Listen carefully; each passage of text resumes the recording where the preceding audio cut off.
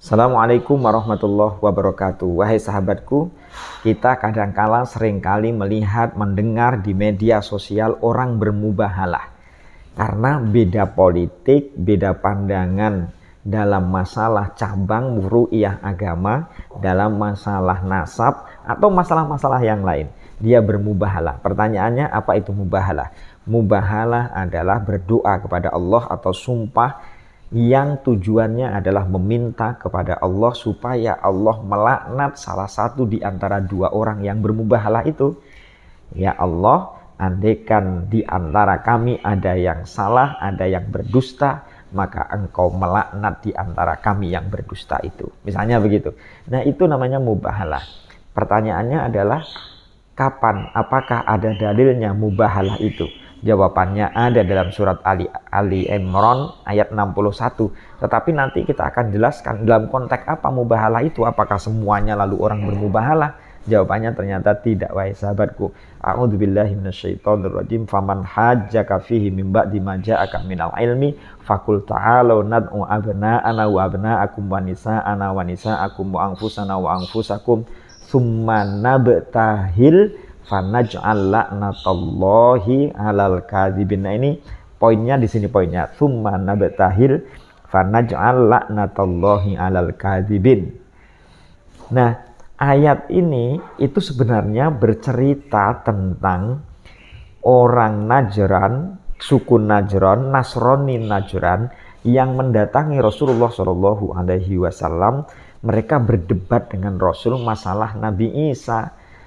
Orang Nasrani suku Najran itu berkeyakinan bahwa Isa itu adalah anak Tuhan karena dia dilahirkan tanpa ayah, sehingga anaknya adalah Tuhan. Sementara Rasulullah Shallallahu alaihi wasallam sebagaimana umat Islam bahwa Nabi Isa itu adalah utusannya Allah, nabinya Allah, hambanya Allah. Dia makhluk, dia diciptakan dan bukan anaknya Allah, karena Allah itu sebagaimana Qul huwallahu ahad Allahus somad lam yalid wa lam yulad lam yalid wa lam yulad. Jadi Allah tidak punya anak, tidak memperanakkan dan bukan dari anak siapa-siapa gitu.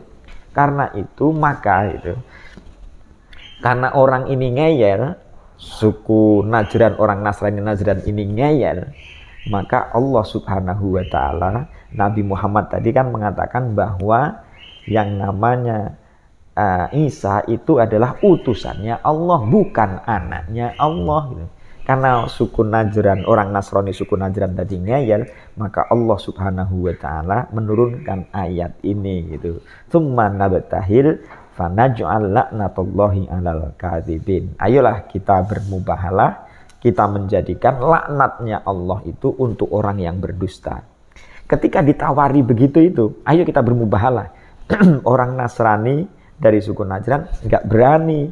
Ya nanti dulu kita akan diskusi dengan sahabat-sahabat kami, dengan kelompok kami terlebih dahulu. Setelah berdiskusi, maka ada orang hebat di situ, ada tokoh di situ, namanya Naqib gitu. Nah, ketika dia berkonsultasi dengan orang hebat di situ, namanya Naqib tadi itu, apa kata Naqib? Kata Naqib begini, Naqib tahu bahwa sebenarnya ini adalah Rasulullah itu benar. Kalau benar nanti bisa bahaya itu. Suku Najran, orang Nasrani itu bisa bahaya nanti. Laqad araftum nubuwatah wa annahu ma bahala qaumun nabiyyan illa halaku. Kalian sudah tahu tentang kenabiannya Muhammad dan sesungguhnya tidak ada suatu kaum yang bermubahalah dengan nabi kecuali kaum itu binasa. Illa halaku, kemudian dia binasa. Apa yang terjadi kemudian? Orang Nasrani dari suku Najran tadi tidak jadi dan datang kepada Nabi Muhammad untuk damai serta siap untuk membayar jizyah, menjadi damai, membayar jizyah, damai gitu bahasanya, dan di bawah perlindungan Nabi Muhammad Shallallahu alaihi wasallam.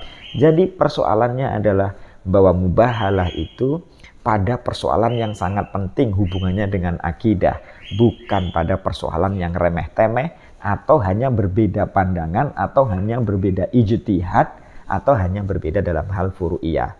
Karena itu ada yang berpendapat bahwa syarat bermubahalah itu pertama hatinya harus ikhlas. Orang yang bermubahalah hatinya harus ikhlas. Yang kedua harus punya ilmu. Yang ketiga dilakukan oleh orang yang solih atau orang yang bertakwa.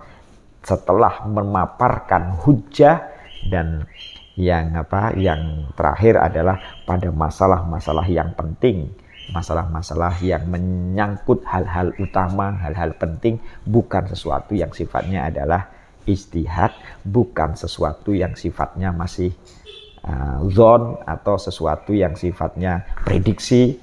Demikian. Jadi jangan gampang bermubahalah karena efeknya tidak bagus, atau orang yang menggampangkan mubahalah, sedikit-sedikit mubahalah, justru dia bukanlah orang berilmu. Assalamualaikum warahmatullahi wabarakatuh.